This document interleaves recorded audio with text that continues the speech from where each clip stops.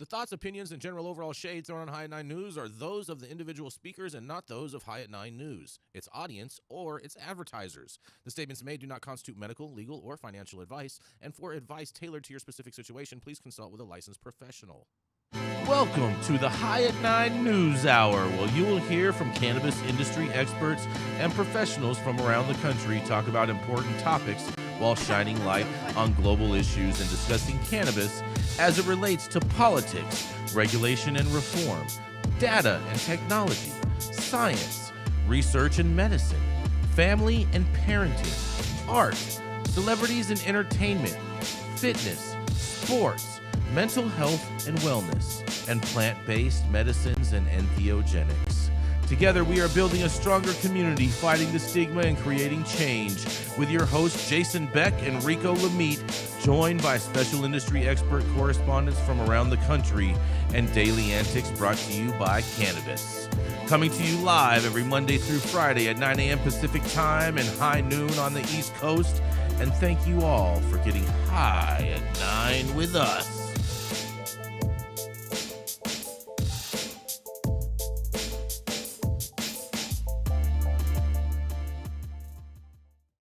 Oh, yeah. Good morning, everybody. That's right. It is Monday, June 10th. Not to be confused with Juneteenth, Rico. And today is National Frosted Cookie Day, National Egg Roll Day, National Herbs and Spices Day, National Black Cow Day, National Iced Tea Day, and National Ballpoint Pen Day, Rico. Yeah, man. Yes. Thank you all for joining us and getting high at 9 with us. It's also high noon on the East Coast. And please remember to like, share, and subscribe to us on all social media platforms. You can look up above on your screen to see exactly where we live on the internet. And we are live every Monday through Friday on YouTube, Rumble, Twitch, Twitter, Instagram, Facebook, and on our very own website at www.highat9news.com. But kicking it off first, that's right, we have the Dope Dad himself out here celebrating June 10th today, with a fresh new cap and a fresh new look. That's right. It is the Dope Dad himself, Mr. Rico Lamitte. Oh, yeah. Jason. Yes. Getting taller here. Make myself a little taller. Yeah, there you go. Yeah, stretch. I am a literal floating head today. Mm-hmm. Talking head. So let's go with it. Yes. So one of the biggest talking points of right-wing prohibitionist media over the past few years has been high-potency cannabis that's flooding today's streets. And it's not your grandfather's marijuana. It's dangerous. THC levels need to be capped. Something, something, something. Save the children. Save the world. Cannabis-induced psychosis was never was even successful in using as defense for a murder case here in California. The last place anyone would have thought said defense would even hold up. But while previous studies have reported wide ranges of psychosis incidences among cannabis users, a new analysis performed by a statistical geneticist from the University of Lausanne and her team scrutinized 162 high-quality studies involving 201,000 participants. And the study found that just 0.05 of the full class of participants may have been at any risk at all experiencing a psychotic episode. Science for the win. Can we get a round of applause for that, or an air horn or something, man? There we go. Beat back these reefer madness people. We need some of these studies to actually negate something there.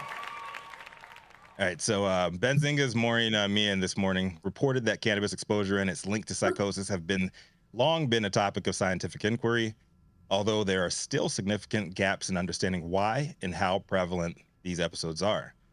A new comprehensive analysis aggregating data from over 201,000 participants seeks to clarify this relationship. While individual studies have previously reported a wide range of psychosis incidences among cannabis users from as low as 1% to as high as 70%, this new analysis narrows it down. Meehan said that the new study published June 3rd in Nature Mental Health suggests approximately 1 in 200 users may experience a psychotic episode, making it 0.5%, characterized by symptoms such as hallucinations, delusions, and paranoia. The study notes that no research yet has been synthesized and compared to the findings obtained from different study designs and populations. Historically, studies have suggested that genetic factors, particularly genes associated with schizophrenia, might explain why some cannabis users develop psychosis while others do not. This new analysis finds that young adults, women, and those with pre-existing mental health conditions such as bipolar disorder are more at risk than others. The research team, led by statistical geneticist Tabea Scholar from the University of Lausanne in Switzerland, and her colleagues scrutinized 162 high-quality studies for their analysis. Most of the 201,283 participants had been part of an observational studies assessing the experiences of recreational cannabis users and looking for links to demographic, social, and genetic factors. The rates of cannabis-associated psychosis varied significantly across study types. Observational and experimental research reported high rates of 19% and 21% respectively, while medicinal cannabis studies reported a lower rate of around 2%. The availability of these three distinct lines of evidence provide a unique research opportunity, as their findings can be synthesized, be inspected for convergence, and ultimately contribute to more evidence-based harm reduction initiatives. Scholar and her colleagues wrote, adding that not every individual exposed to cannabis is equally at risk. The bombshell, at least in my opinion, was the fact that this analysis found no significant association with the genes COMT and AKT1, the genes that have previously been implicated in the interaction between cannabis-related psychosis and genes. So according to this particular study's results, you're not genetically inclined to experience pot-induced psychosis just because similar illness in your family existed before you. The researchers said that this suggests the need to reconsider these genetic links. The study also found that early and frequent cannabis exposure did not increase the risk of psychotic episodes, though warned that daily use could still elevate long-term risk of developing psychosis. Some individuals appear to be particularly sensitive to adverse acute effects of cannabis, notably young individuals with pre-existing mental health problems and individuals exposed to high levels of THC, concluded the authors. Future studies should therefore monitor more closely adverse cannabis-related outcomes in vulnerable individuals, as these individuals may benefit most from harm reduction efforts. Well, I'm not a lawyer, so I do not know if Chad O'Melia, the poor guy who was murdered in Thousand Oaks, California by his girlfriend, Bryn Spaker, if his family has any shot of appealing the ruling of her acquittal that largely drew upon previous studies' support of reefer madness studies.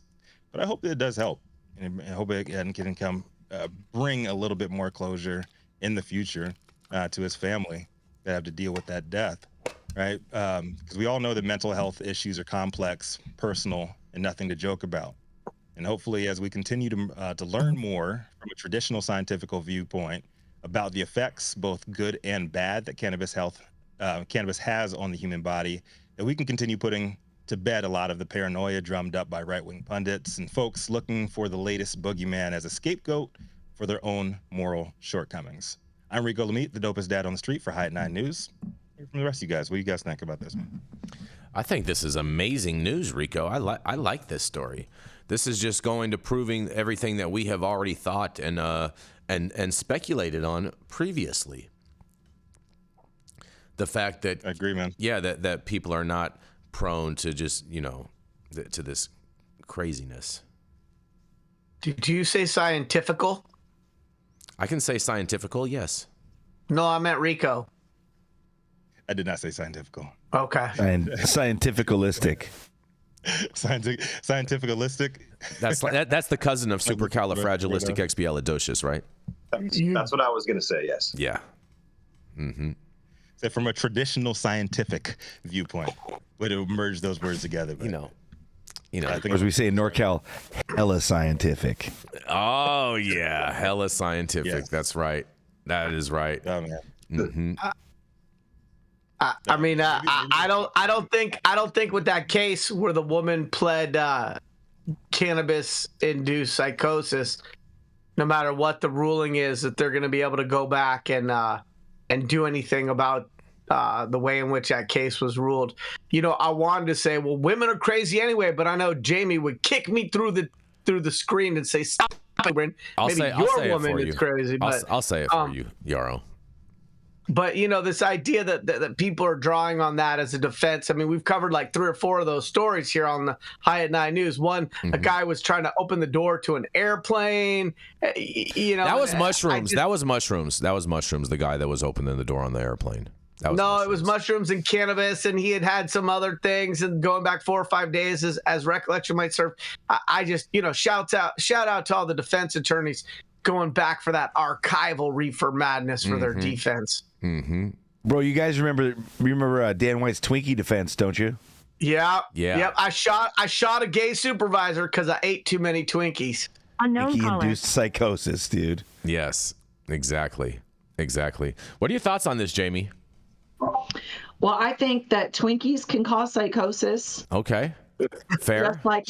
Just like any overdose of any substance that should be controlled but isn't, like sugar. Like sugar. Yeah, sugar is a bad thing. Bad sugar. And I imagine that in some people, cannabis might cause psychosis. But what I want to know, because we don't have scientific evaluations being done right now because cannabis is federally illegal, people are making claims and have been making claims because we see all this bunk science that comes around, and then this is the argument, save the children, it causes psychosis, all of that. Until we have real research going on, I think whether the news is in this direction or that direction, we've got to wait and see what actually comes out, because maybe we find out that everybody with type O blood has psychosis or whatever, or somebody on birth control or somebody who used a condom, they're going to get psychosis. I don't know. But I just man. Damn it. I agree. Damn it. That's why I have kids too. Right here first, condoms lead to psychosis. Condoms lead to psychosis. I can't wait to. And it's not bunk science, it's boof science. It's boof science. But it is true that condoms cause psychosis. It is true that condoms I know that for a psychosis. fact. Man. Well, you're not supposed to put it over your head because it can cause suffocation too at the same time. That was a double-blind study. Oh boy! Oh my God, you guys! I'm on the pill. Okay, yeah. I'm good. apparently so. Man, you guys. Don't Jamie? Don't we have enough anecdotal evidence from people using cannabis for centuries upon centuries, on top of at least from the 60s, 70s, 80s, 90s, and after the millennium? I mean, people have been consuming cannabis at a similar rate, and we haven't had these stories of psychosis. Well, and then what I want to know is, when they have psychosis, did they test positive for meth or fentanyl or bath salts or, What about spice or K2? Or spice, exactly. I'm just skeptical about, in all seriousness, Jason, I'm just skeptical about all the right-wing conspiracy theories, because I think it's a left-wing conspiracy theory, Jamie. Come on, it's a chicken wing conspiracy theory, okay? Yeah. Laura okay, I'll go with that. It's a chicken wing conspiracy theory. I love that. Yeah, Laura Ingraham and the Fox News crew. Laura Ingraham was the dude, Sean Hannity, and Bowtie dude. What's his name? Tucker Carlson. Tucker Carlson. Yeah, Tucker Carlson. Patriot. Yeah, those are the prime suspects pushing this reefer madness paranoia bullshit. Whenever it's fear mongering, it's always the right doing it. Stop it. The left does plenty of fear mongering too. What are we afraid of? Climate change. Back to the story. What I've noticed in my own just personal experience, this is just anecdotal, it's not science, is that I've seen that have had psychotic or schizophrenic breaks on cannabis or psychedelics. Every single one of them has had early childhood trauma. Also, nearly every one of them had really incredibly uptight Christian parents. I think a lot of what happens is that you're programmed, the people that you love, with a huge ration of bullshit, and then you get into these substances, getting messages that arise internally that are completely at odds with everything you've ever been told and trained by these people, again, that you love because they are your parents. And it sets up this cognitive dissonance. It sets up this vibration in their brain that causes them just to unmake themselves. You know I've what? never seen anybody who's raised without a religious background go crazy. And again, it's just in my personal experience. You know what? That's an interesting point you bring up, Mathieu St. Germain, because I have a friend. Who. No, you don't. You don't have any friends. I have this one friend, and their parents as a child were always like, whatever you do, don't lie. Like our trust is the most important thing, and da da da da da. Yep. Right? Okay. And I know he felt extremely lied to by his parents when he found out that Santa Claus wasn't real. And the Easter Bunny wasn't real, and all of these other different things. And he was just like, why is it okay for them to lie to me about this? But yet that's not considered a lie. But Jason, we cover the news on this show, and to date, I don't know that there's ever been any definitive evidence that the Easter Bunny exists. Like, dude, I don't know why you're trying to ruin everybody's Monday. Is this like fuck everybody's Monday? Monday is like, the most. Monday's the most important day of the week, and so it's best to step off on the right foot. Breakfast is the most important meal of the day, but you are not going to start denigrating. Look at there, right there to my left is true. The Easter Bunny. The Easter Bunny does exist. What? Look at that. That looks like a bear. That looks more like a bear than a bunny, bro. Only the right would attack the Easter Bunny. Hold on a second. Hold on a second. That to me looks like a bear that maybe is trying to identify as a rabbit. Dude, look at the carrot. Just because there's a carrot, like that's just trying to trick you, bro. It's trying to trick you. Yeah, you're fat shaming. I'd like to take a quick time out to say days of the week aren't real, you guys. They're totally made up. Days of the week aren't real. And on that, we're going to roll into a commercial, and we're going to be right back. Oh, man, that was weird. Hey, you, America. Do I look like Sean Connery?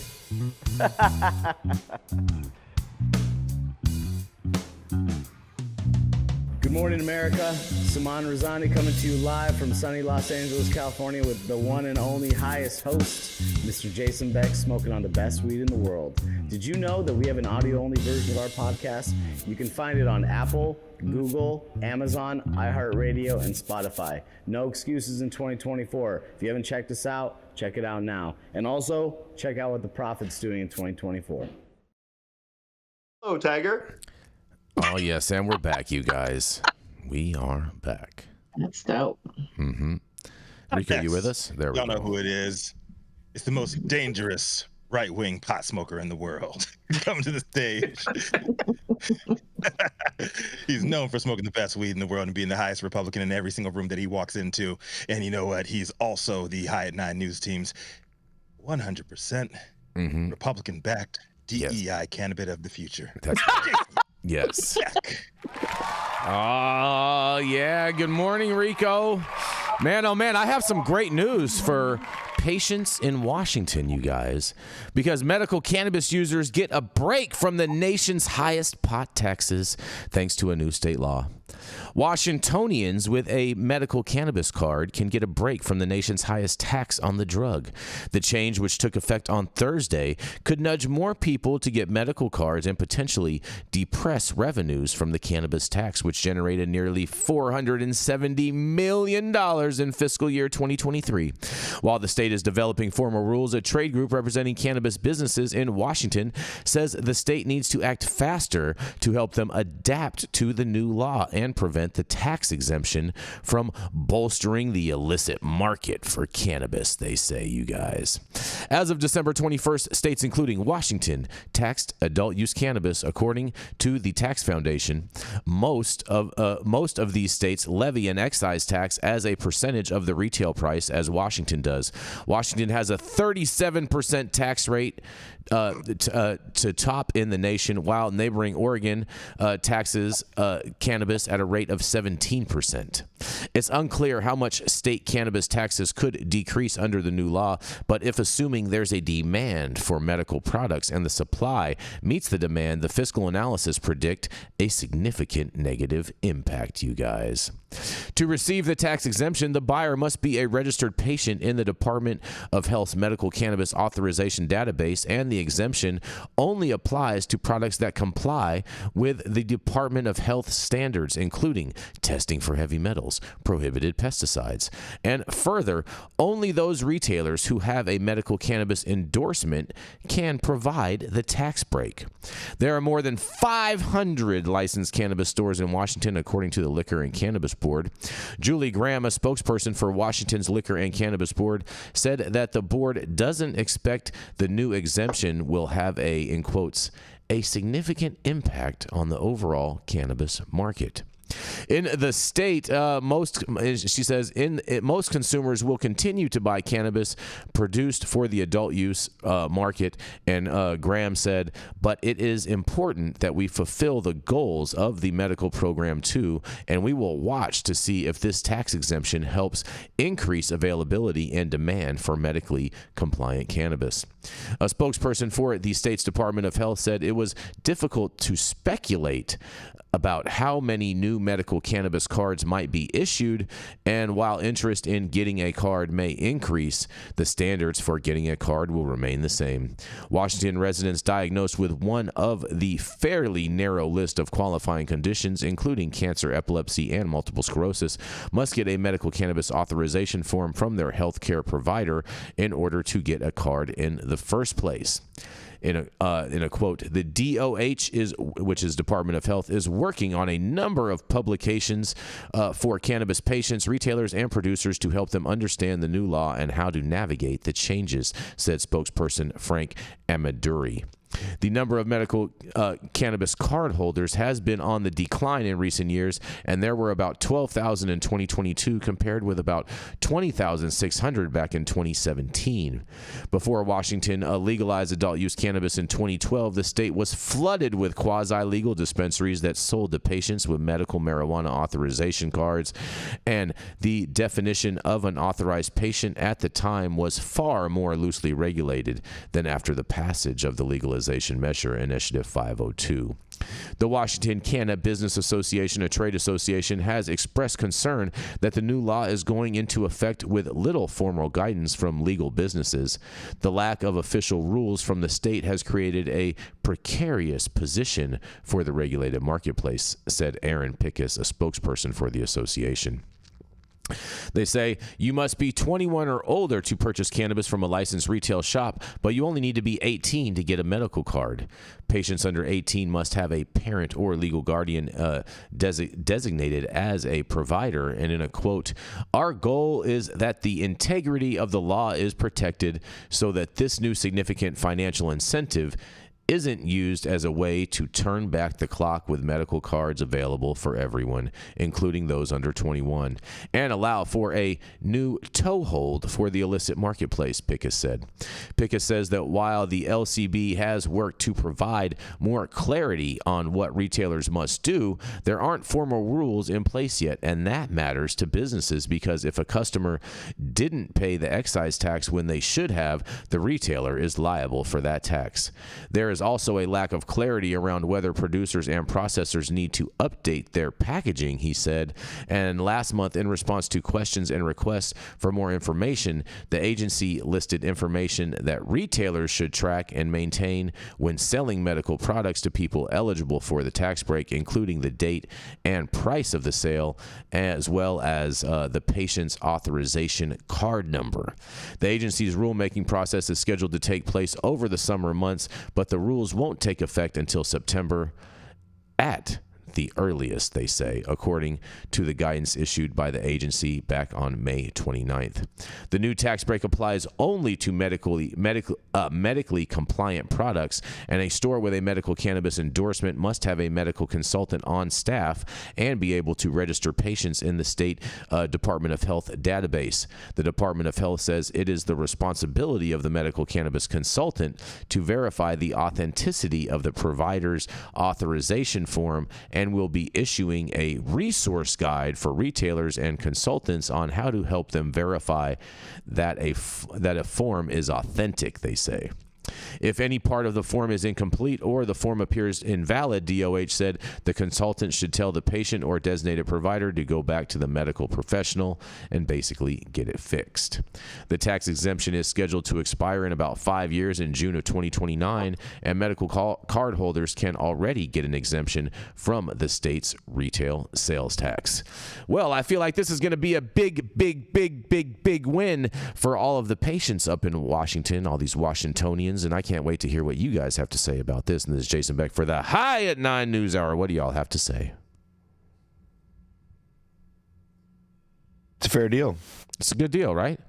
I have a feeling that they're not going to experience that much of a tax decrease, though, because it sounds to me like there's a lot of hurdles for patients to have to go through just to identify themselves to qualify for this tax break, which is going to disenfranchise a lot of people from taking advantage of it, in my opinion. If you're a big consumer, though, man, that's 37%. That's a lot.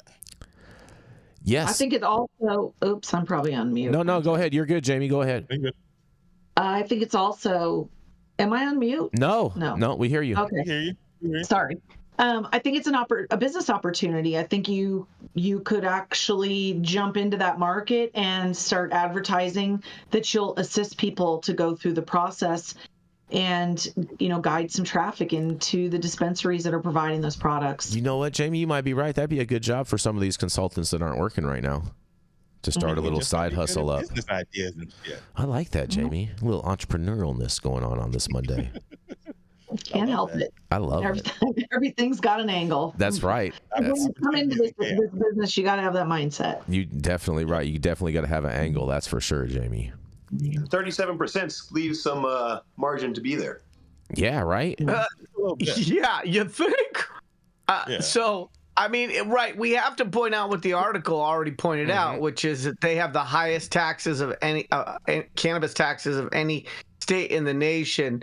And while it's great that they are coming up with a vehicle for tax relief for medical patients that are narrowly defined, it is not great that they are nibbling around the edges of the proverbial edible when it comes to actually dealing with having the highest state taxes of any program in the nation, right? Like, that's still a problem that they haven't solved for. And when it says that last year they earned $500 million in state cannabis tax revenue, $500 million is a lot of money, and you think there might be a little room to reduce that more evenly. What I thought was challenging was that the spokesperson for the Washington Cannabis Business Association expressed concern, and I just have to say shame on you guys. A, because I want to talk a little shit on a Monday, and B, because anytime a trade organization is against tax reform,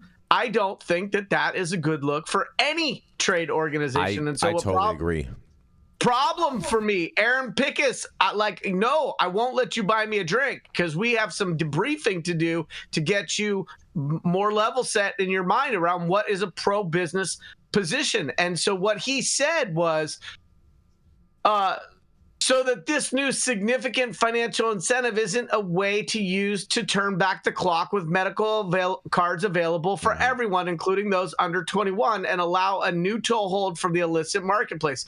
I get the feeling that Aaron doesn't have any legacy experience, because when you say those things, it's really clear you don't know and don't have the appropriate context. And so it says for anyone under 21. So what he's basically saying is that for medical, as narrowly defined, that medical program isn't just relegated to people over 21. So, Aaron, you're coming out against the foundations of a medical program that's designed to be used for all patients, regardless of age. Man, brother, I would never want to be quoted the way you were quoted in this article. Fair enough, Yarrow. Fair enough. Get him. Yeah, get him. You have any thoughts on this, Mathieu St. Germain? Hi, everybody. Hi. Oh, man, he's high. He's high, you guys. It's a Monday. No, I thought we already discussed this, man.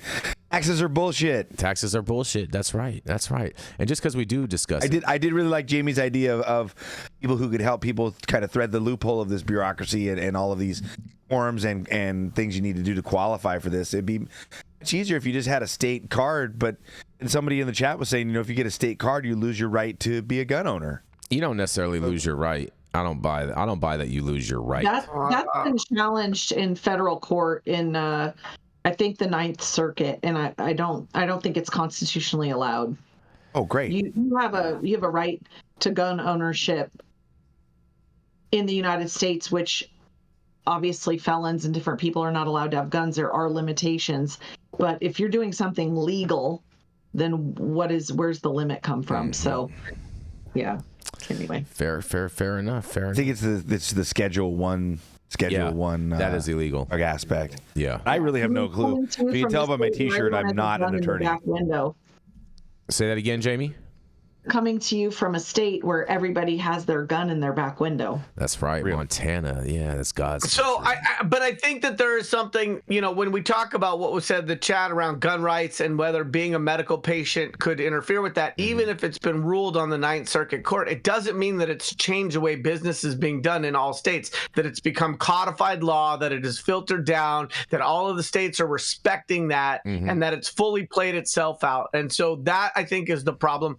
And I think gun owners have a legitimate concern around that intersection because gun ownership has been in the crosshairs, all pun intended, in many states, and we've seen it in Hawaii, we've seen it in Florida, and we've seen it across the board, and then we've also just seen in places like New Jersey where they even have adult use, where the smell of cannabis is then being used as a reason to search still. And then they're being searched, and then it's blah, blah, blah, blah, blah, blah, blah, blah. And so I don't think gun owners are paranoid and being concerned that they're not fully protected yet. I totally agree with that that analysis also, Yarrow. That is true. And I'm in the Midwest too, Jason, if I can interrupt. Yeah. This is obviously Missouri and Kansas is definitely a big region for hunting and lots of guns and stuff around here as well too. I grew up with my grandparents having a dairy farm and a BB gun and going bird hunting and all that kind of stuff. So guns is a part of everybody's culture around here. And so, yeah, there's a lot of people that are worried about losing their rights to their guns for getting a medical card here in the state of Missouri. I didn't realize that you would lose your rights to a BB gun. Those little red riders are pretty good. It's because you'll shoot your eye out. Yeah, there we go.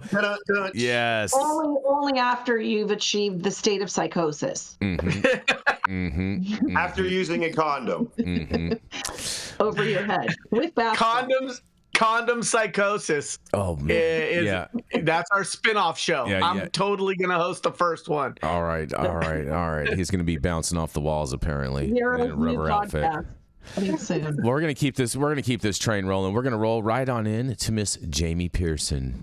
She's the founder of the New Holland Group, and she does a lot of export all throughout Europe and the EU. That's right. It is none other than Miss Jamie Pearson.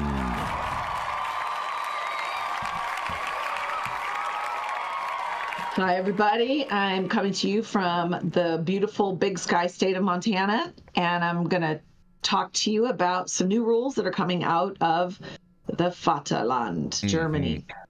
Germany's Cannabis Act was amended. THC limits for drivers and cultivation regulations were updated. So, reporting from Germany, the German Bundestag has voted to pass a string of amendments to its landmark Cannabis Act just 2 months after it was officially implemented. We knew these changes were coming. At 11 p.m. on June 6th, the German Federal Parliament, which is the Bundestag, voted on a number of key adjustments to the law, one regarding THC limits for drivers, another giving states further scope to regulate cultivation associations, which are set to be launched on July 1st. Business of Cannabis reported earlier this week that 2 expert hearings had been held on the amendments, seeing an impassioned debate continue to rage over the future of Germany's cannabis liberalization project. After promising the federal states more control in a protocol statement in a last-ditch effort to push CanG over the finish line, the bill architect, Health Minister Karl Lauterbach, has now made good on his promise. Driving in THC. Last Thursday night, the Bundestag voted to pass an amendment to the Road Traffic Act, raising the limit on the amount of THC allowed in a driver's blood.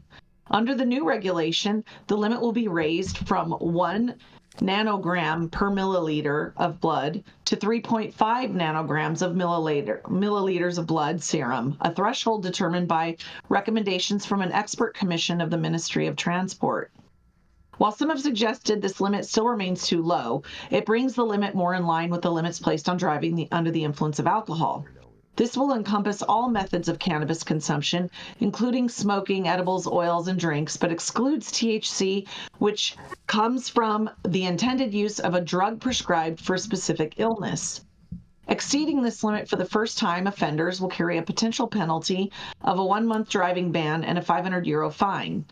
Furthermore, it will now be a new offense to consume any alcohol once the 3.5 nanogram per milliliter THC limit has been exceeded and getting behind the wheel. Doing so could land drivers with a fine of €1,000, and new drivers under the age of 21 will have a 2-year probationary ban on consuming THC. Saliva tests will be used as a preliminary test to detect consumption of cannabis, but if a driver shows any sign of impairment, they can be required to conduct a blood test even after a negative saliva test. Dr. Kristen Kappert-Gunter of Alliance 90 and the Greens told MPs, "It's wrong to criminalize cannabis and to promote alcohol everywhere. What isn't allowed to happen is criminalizing people who are not driving under the influence. That is exactly what we're implementing here today." A motion by the union faction seeking to prevent the rise in THC limits when driving was rejected by MPs, much to the dismay of the amendment's opponents. Dirk Brandis of the AFD said during the vote, "How unsafe do you want to make the lives of German citizens? Seriously, aren't enough problems troubling Germany with your irresponsible attitude toward rapists and knife jihadis in this country? It starts with driving stoned or high, and in the worst possibility, ends with the Islamic terror attacks in Mannheim." Cultivation associations. I'm sorry, that is so ridiculous. I can't help it. We're going to go from driving high to stabbing everybody. It's crazy. It's mayhem. Hide your kids, hide your wife. Cultivation associations. Changes were also waved through regarding the already complex regulation of the upcoming cultivation associations. An amendment to the Cannabis Act will now give the federal states the option to refuse permits if cultivation areas or greenhouses are in close proximity to other associations. This is designed to give states more discretion to prevent the emergence of large-scale cultivation areas. The SPD's Dirk Heidenblut said during the final reading, one of the main reasons cannabis legalization could occur in the country was the protocol statement in which the coalition promised concerned federal states to come up with a solution for their matters. We're giving federal states the flexibility in matters that they need. And another aspect that I find important is that we're also helping states with aid for prevention and addiction training. I find it essential that cannabis social clubs start operating. Thus, I hope the federal states also see that and that they can use their flexibility carefully. If they decide to halt these operations, then you're limiting access to legal cannabis, which will damage youth, prevention, and access to controlled, safe, and tested cannabis. Meanwhile, a ban on allowing commercial providers from offering more than one service will also be enforced in order to limit commercial opportunities for ancillary businesses. However, a last-minute amendment was adopted by the Health Committee, which removes a ban on paid employees of the cultivation associations carrying out various activities not directly related to collective cultivation or distribution of cannabis in an effort to reduce organizational efforts. So my comments on this to start off with is they passed this driving in a THC ban by raising the limit of the amount of THC you're allowed to have in your blood. It's still controversial because they have not determined any scientific validity to determining when did you smoke, are you impaired, and what does 3.5 micro or nanograms actually mean in terms of impairment. So this is going to easily be challenged, but it is positive that they raised the limit. It's also interesting that they made this connection where you can't be cross-faded and drive. I think the limits are reasonable. The reality is, in Germany, there's public transportation readily available everywhere. And culturally, driving while impaired is really not socially acceptable. It is very common. People will just tell you to get on the train or tell you to, get on a bus. It's just not necessary because, think about a country with 85 million people in a space about the size of Oregon. They've just got the transportation problem licked. So I agree that there should be penalties, severe penalties for driving while impaired by anything, because they don't have accidents, they have fatalities. These people are driving 100 miles an hour literally on the freeway. You don't want people driving impaired. So I'm actually in agreement with all of those things. And then I find it interesting that the Green Party is saying, okay, we're trying to make people safe. We're trying to put criminalization where it belongs and criminalize the people that are actually doing criminal acts, driving while impaired, and taking the criminal focus off people who are just simply using cannabis. So I think there's a lot of common sense in Germany around the rules that they make. And then I was really pleased to see that in the Cultivation Association, they removed the ban on paid employees, because imagine you're limited to 500 people. These 500 people can only be charged 500 euros for their membership, which is a $250,000 limit, which means you've got to grow the cannabis, you've got to distribute the cannabis, you have to have a place to do all of this, and you're not allowed to pay your people. And only people in the association are allowed to be involved in the enterprise of growing the cannabis. So it's really unrealistic to have 500 people doing all of this on their own. Now they're actually going to allow them to pay somebody to do the work that needs to be done, whether it's not directly related to cultivation, but the administrative work of track and trace and things like that. So anyway, I think all in all, these are positive amendments, and it prevented the stoppage of getting these cannabis clubs off the ground on July 1st. So all in all, I'm pleased. Oh man, Jamie, I am not pleased. I think this is totally ridiculous. Totally cray, because they're doing 3.5 nanograms. Anyone that just consumes cannabis, you're gonna have 3.5 nanograms, probably for close to a month in your system, if administered one of these tests. And then they're trying to go after the crossfaders. I mean, these guys have Oktoberfest, and they're trying to go after the crossfaders. I just have all kinds of problems with this. I got a fun little thing. In Jeff City, the capital hill of Missouri, they brought 7 of us together to the state police department and brought us inside and took our baseline tests prior to consuming any cannabis. They gave us just 20 milligrams of some gummies to go, and they gave us the field sobriety tests, blood pressure, pulse, all of the fun things, and then said, okay, now take a little break and now consume as much as you want. I luckily have access to RSO, so I did another 150 milligrams of RSO, so I was definitely having fun. Yeah. But my pulse, my heart rate, and passing the field sobriety test, they actually said I did the best when I was the most on the most cannabis. So show me on the Easter Bunny doll what happened after that RSO. Whoa. That reminds me of a WKRP in Cincinnati episode. I can't remember the DJ's name, but they did this sobriety test on him where he had to hit drink a shot and then hit a button, and he got faster and faster as he got drunker and drunker. Yeah, see? So 3 of the 7 of us actually did better, and our pulse didn't change. Our resting heart rate didn't change. We stayed the same. They called us anomalies. 3 of 7. Well, that's what they say when the study doesn't go the way it wanted to go. My pulse is gonna change if I don't get to talk about this damn article. So the thing for me is that I am optimistic that the Germans are gonna crack the code on the lack of understanding between ingestation versus impairment. And in California, the Department of Transportation has been running at this for almost a decade and still has a TBD.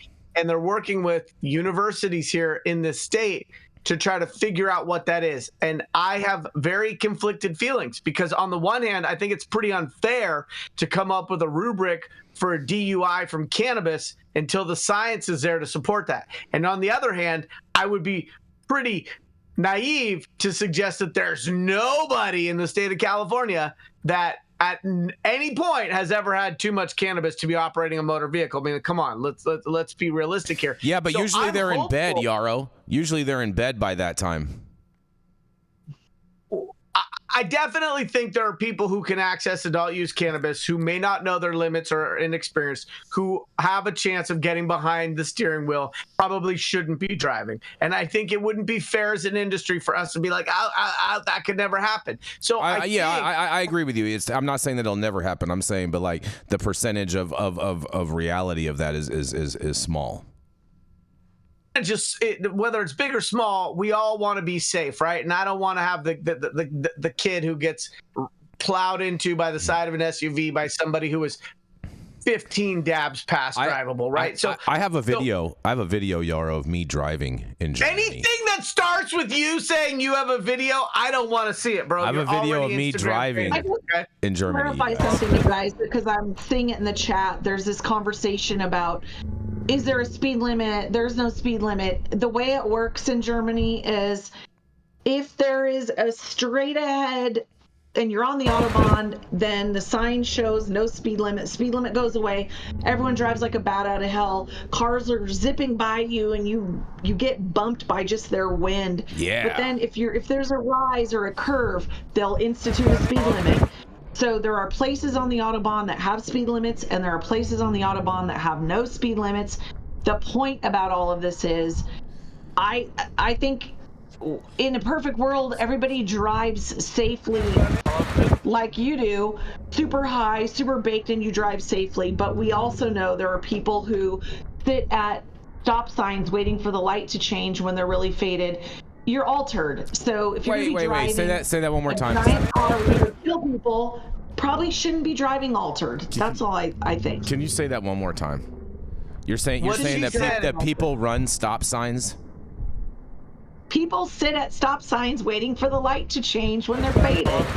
Yeah, but that's not hurting anybody. That's not hurting anybody. That's not hurting anybody. You're actually proving the point. You're proving my point by saying that.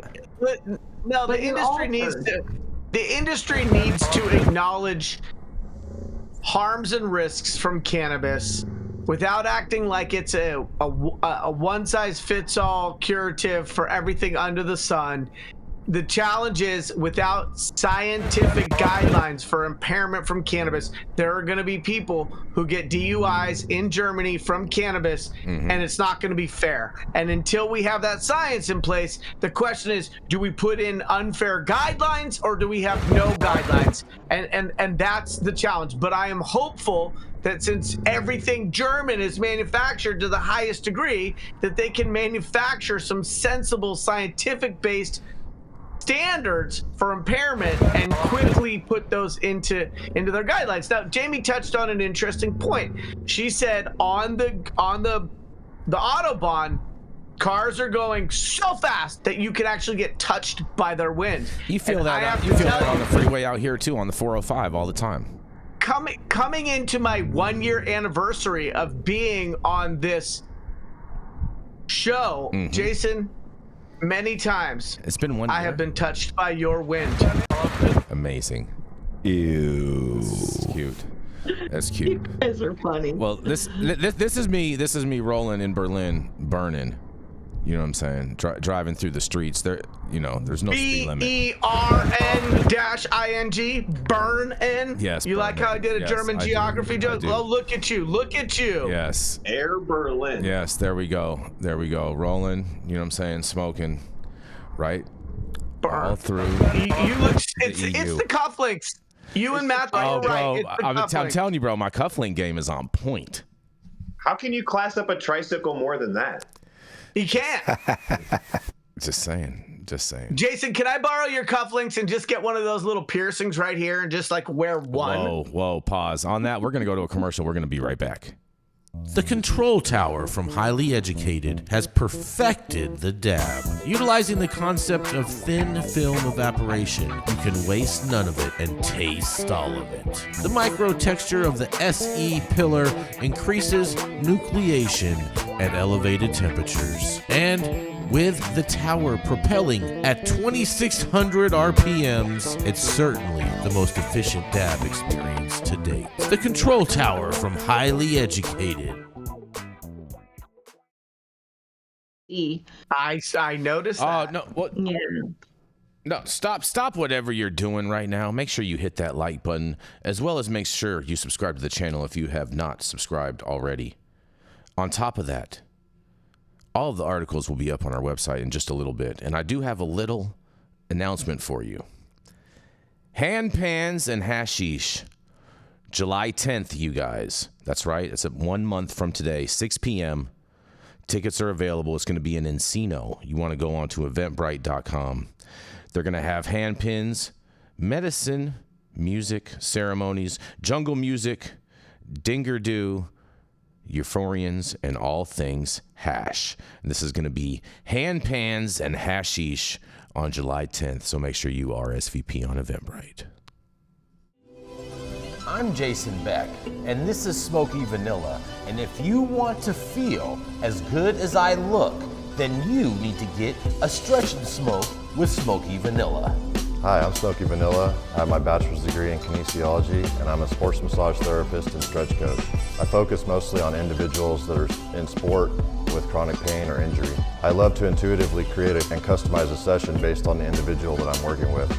We'll go over a few postural assessments, work together to create a wellness journey based on the health history, past injuries, or anything still affecting you today. And we'll get you back on your feet right away with less pain.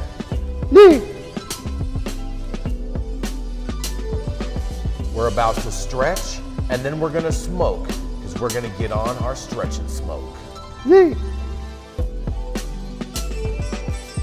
If you want to feel as good as I look, then you need to come on down and get a stretch and smoke with none other than Smoky Vanilla.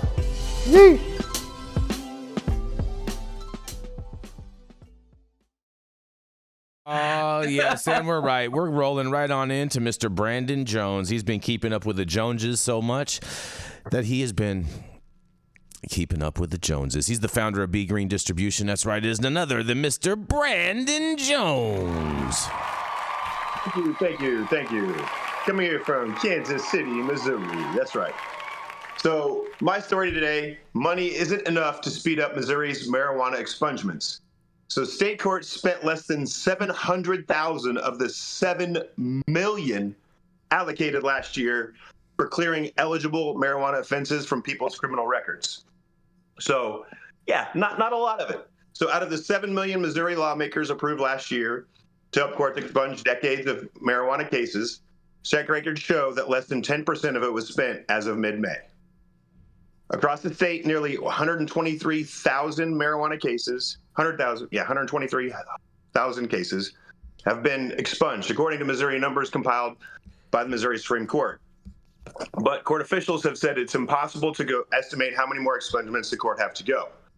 Missouri county courts had a tight one-year deadline to clear all eligible marijuana offenses from people's criminal records, a mandate set forth in 2022 constitutional amendment that legalized recreational cannabis here in Missouri.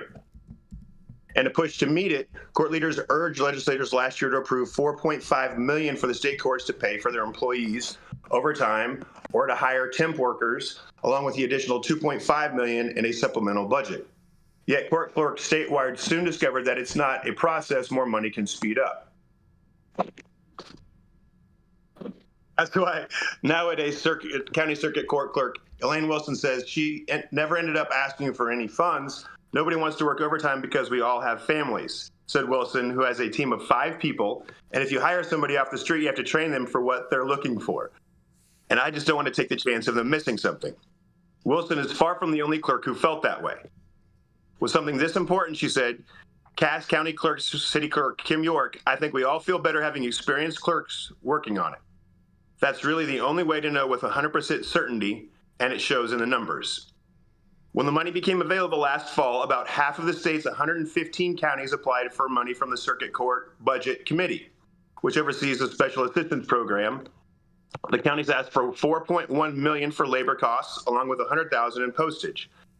As of May 15, those 62 counties had spent a total of $658,728 on paychecks and $18,290 on postage.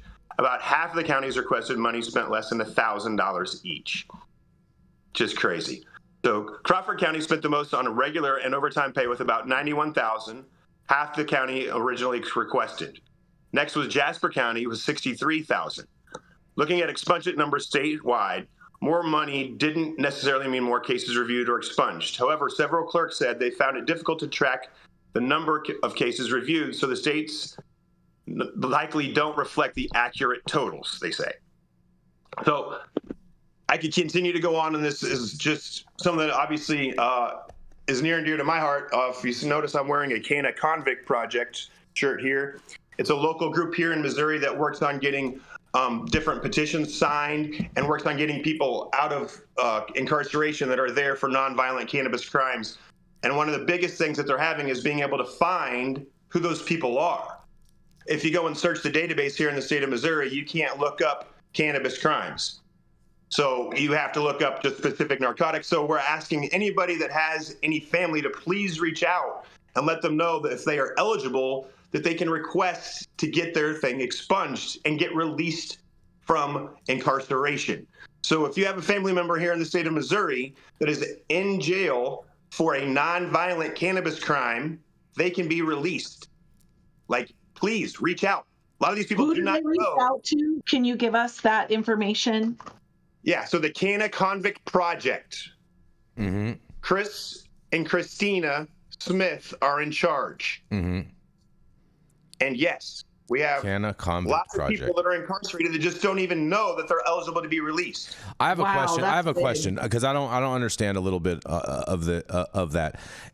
When you get arrested, you know what your charges are. So Correct, but if you were arrested 10 years ago. You 5 still know years your ago. charges are. Correct, but you don't know the laws changed because you're in jail.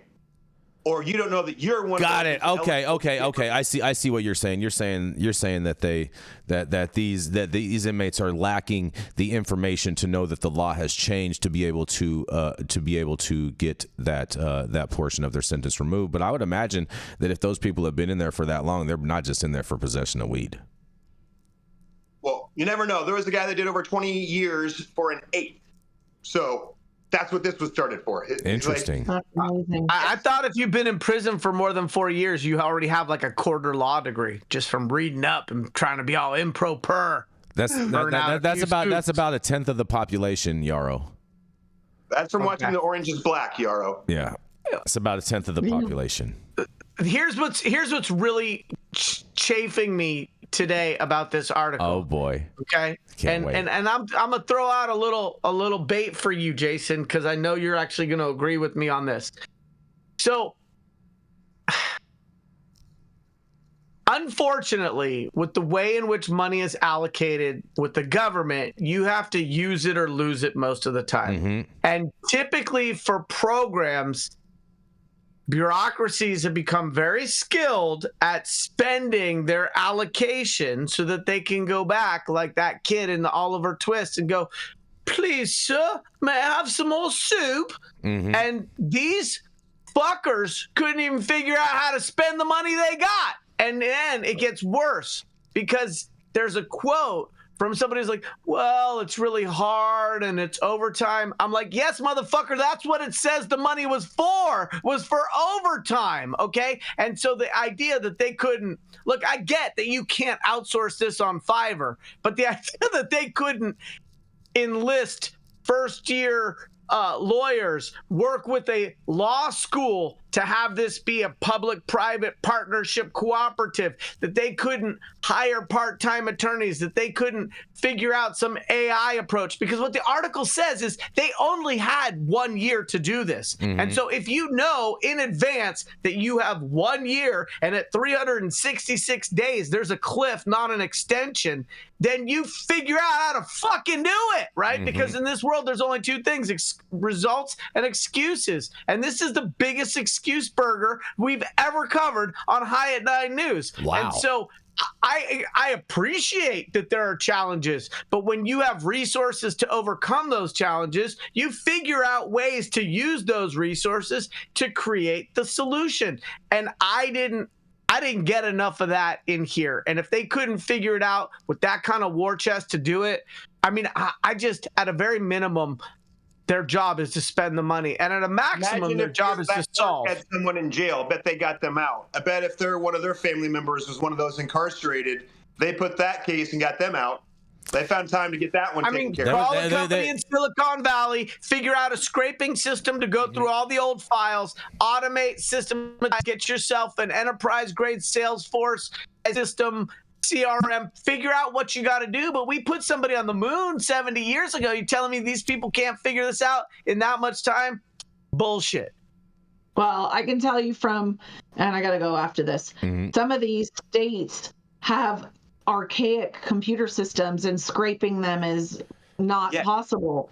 So some of them just have files. In Colorado, they're having an issue in Colorado because one of the things that some law passed that allowed them to hide the convictions so that they were not visible, so it didn't pop up on things, but not actually expunge them.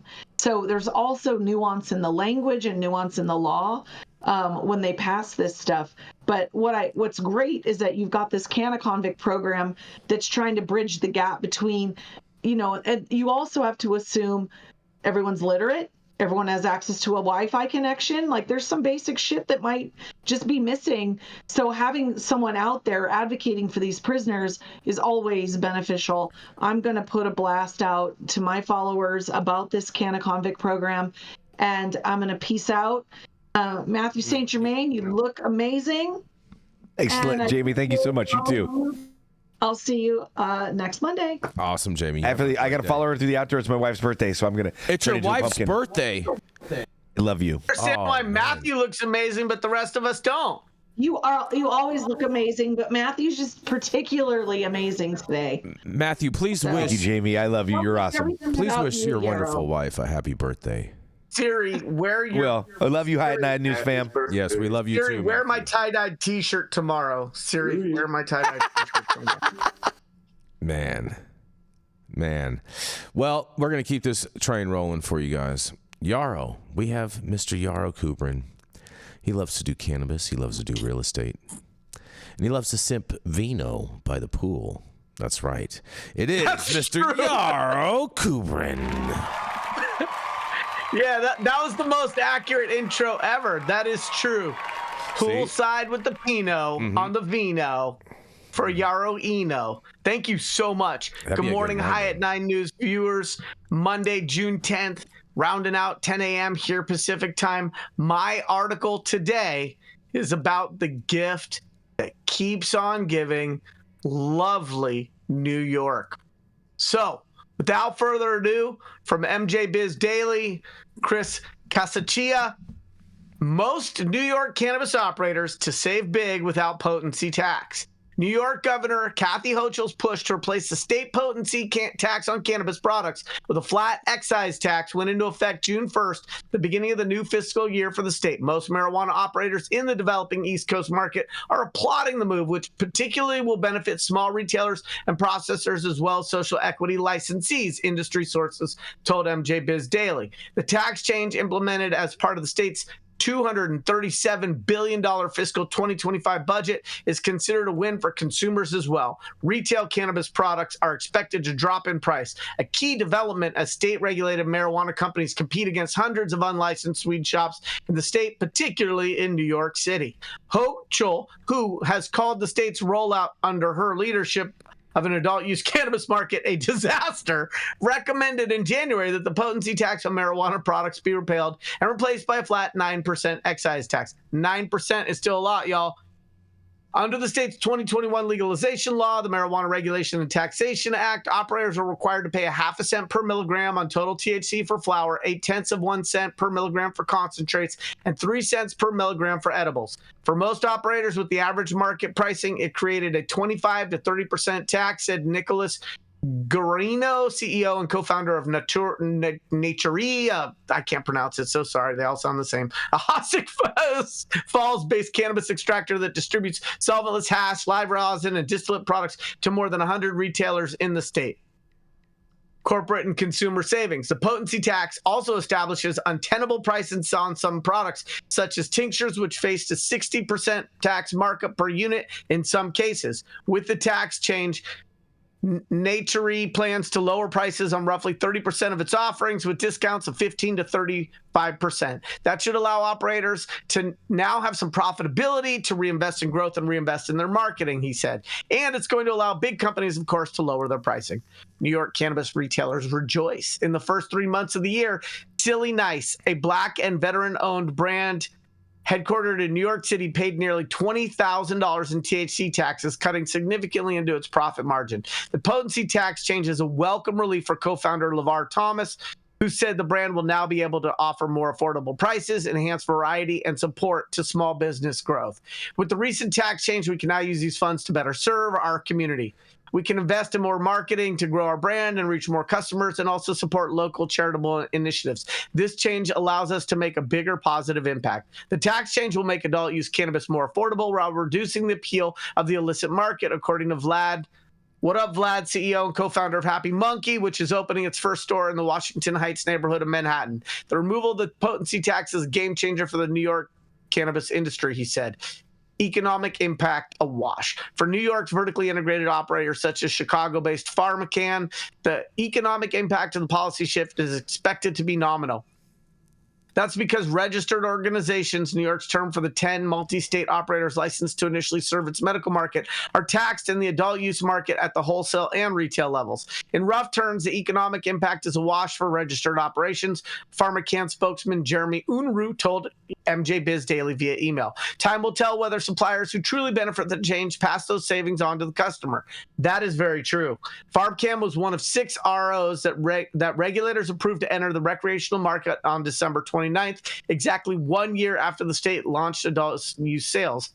You mean that 1 year where they couldn't even open up enough dispensaries to have that 1 year be a start for anybody? Yeah, that 1 year. The controversial policy shift effectively eliminated a 3-year waiting period for ROs to enter the expanded market and erased the first mover advantage for social equity retailers and small suppliers. Sounds like California and the last minute removal of the acreage cap. New York cannabis payments dilemma. While the elimination of the potency tax has garnered widespread support in the New York market, collection of the flat 9% excise tax already are creating because of unpaid invoices. Lack of payments is one of the largest challenges in the cannabis industry, one that ultimately led to the collapse of retailer MedMen, distributor Herbal, and others. Under the current tax payment structure, New York operators have only 20 extra days to collect accounts receivable from the business quarter, a daunting task given the cash constraints of nearly every cannabis business. Complicating matters, nearly all New York licensed marijuana operators currently are in some type of tax payment plan with the state, according to sources. We have a good mechanism for collections in place, a delinquency posting list, but our average collection time is about 42 to 45 days, even on a 30-day net terms, which is what most of the market allows. This is by Notorious Guriamo. They didn't realize that the net 30 terms they were putting in place were going to jeopardize operators collecting the money that they want to get paid on. The situation is likely to worsen, according to Aaron Riley, co-founder and CEO of Certified Testing and Data, a state-licensed cannabis product testing laboratory in Albany. Stores aren't paying producers as fast as they had previously agreed, so there's this huge cash flow gap where the processor and the cultivator owes this potency tax, and they haven't gotten paid for their product yet. This is Yarrow Kubrin, High at 9 News. Thanks for bearing with me on what is arguably one of the more wordy articles that I've covered. However, I would like to go back to the main theme of this which is the removal of a potency tax. I'd like to know what the other guests and panelists think about that in regards to prudent cannabis policy. Well, I think potency taxes are just ridiculous, personally. So I'm glad that they got rid of it. I'm pretty sure that they will try to bring it back in the disguise of something else in some way, some type of fee or something like that. But time will tell. I'm glad that they got rid of the potency tax. I think all states should get rid of potency taxes. It hinders the market and only fuels the trap market. So like you, I am not in favor of a potency tax. I think it is where the borrowed rubric from the adult bev industry finally doesn't make sense. And removing the potency tax and replacing it with 9% is still the boot on the neck of the industry. And so I think when we talk about sensible taxes, we cannot talk about sensible taxes until those number rates are very, very low. And we talked about that in Washington State. We're talking about that in New York. And we're also getting quotes in this article from MSOs that are like, yeah, this is a wash for us. And so I think what they're really saying in the politest possible way is that it's likely not going to reduce the substantial impediments to a profitable regulated cannabis business that's operating in New York State. And I think that's the bigger problem. Just Fair enough. Yes. Did you say in here that MedMen closed because they were owed money? It attributed the collapse of Herbal and MedMen to taxes, which we could argue is not the primary factor for Definitely either not. of those companies' demise. Definitely not. Definitely not. That's a big piece of gaslighting in that article right there.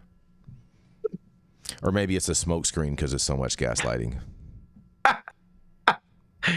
Either way, we know that those companies had a greater chance of being around longer if they had been operating in a paradigm where the taxes weren't soul crushing.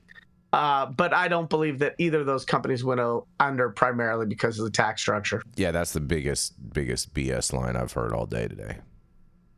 And I've been watching the news all day. The other thing I think that's interesting is that New York, with all of its hubris, which is what I've always talked about on this show, has continued to replicate policy missteps. In the 11th hour, California removed the acreage cap, which was initially intended to give the small mom and pop, the cottage operator, a multi-year head start on large mega grows. And I say mega grows the way Johnny Depp said mega pint, right? Like a mega grow. And in the 11th hour, that was eviscerated, gutted from what ended up being our final rules and regulations. And we've got enough time since that has been passed to be able to look back in the 2020 hindsight rearview mirror of policy and to say that was not A, what was sold, B, what was intended, and C, didn't create a vibrant, thriving marketplace of small to mid-sized companies. And so when New York initially stood up this multi-year restriction on MSOs coming in and then reduced that to next to nothing, I wonder why there wasn't somebody in that room at that table pointing out how that didn't already work in California. And so they continue to make mistakes and missteps on the way that they implement and form their policy that for those of us with a little bit of experience can already see before those things play out just how troublesome that's going to be for all stakeholders. And so that 1 year head start was not adjusted up based on the slow rollout of retail, which is what would have been the reasonable thing to do. Instead, that 3 year head start was adjusted down to 1 year, and that 1 year was supposed to be somehow a competitive advantage. The 1 year wasn't a competitive advantage. It was a shit show dumpster fire where people spent a lot of time and money sitting on the sidelines or in the pit waiting to get their race car on the racetrack. And so it didn't provide a head start. And so when New York rolled out slowly the implementation of its grand plan to have a lot of retail, when that took a longer period of time, that head start should have been commensurate. And it's still taking a long period of time, Yarrow. It's still dragging. 100%. Yeah. We've got more trap shops in LA than they have regulated shops in all of New York State. Fair enough. Any final thoughts on this, Brandon, before we get out of here? No, like you said, I get the full potency thing is just a joke to me because the people that still buy on the highest potency, like I just laugh at. So yeah, you can't just laugh at them though. You gotta really educate them and kind of explain to them. And this is the thing that the industry needs is a whole public education campaign for the general public in regards to this, because it is just misguided thinking by these people, and yet the stores just buy into it because they don't want to pay, and really a lot of them can't afford to pay to do a whole education campaign to educate every single consumer. And then at the same time too, all the stores would have to be in on it, because if I'm next to a store that's doing that, and all the customers aren't going to want to hear that at first. They're not going to want to hear that they're wrong, and so they're going to leave and find a store that tells them that they're right and validates their thinking about purchasing on THC limits, and they're going to get all the business too. So you got to it's got to be a whole industry thing all the way around. Yeah, I just hate that the people that walk into a dispensary say, "Hey, what's the strongest gas? What's the most gas you got?" Mm-hmm. Well, I mean, not like what effect am I looking for? What am I? But you're also looking for an effect too. Like you go in and say, "I want the best gas that's going to make me do this, that, and this." No. I just want the best gas. Period, bro. I just want the best gas. Period. Whatever's the best gas is, it's going to do whatever it does, and I'm good with that. That's how I look at it. Well, I go for profiles because I smoke too much during the day that I cannot have anything that's got linalool in it, or I'm going to take a nap. Interesting. Everybody's body's different. Everyone's body's different. All right. Well, thank you all for joining us and getting high at 9 with us every Monday through Friday at 9 a.m. Pacific and high noon on the East Coast. Big thank yous to our audience and supporters for always tuning in daily and listening to the insanity that is the developing cannabis industry. Huge thank you to Catalyst, Zen Brands, Stretch and Smoke.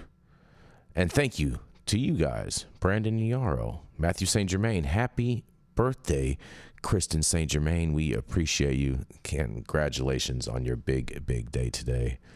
And thank you all for giving us a reason to do this. That's right. And thank you to Cloud Media Partners. Millie in the building today. Oh, you're supposed to hit the little button. All right, there we go. Well, anyways, thank you all for tuning in and getting high at 9 with us. We are America's #1 daily cannabis news show.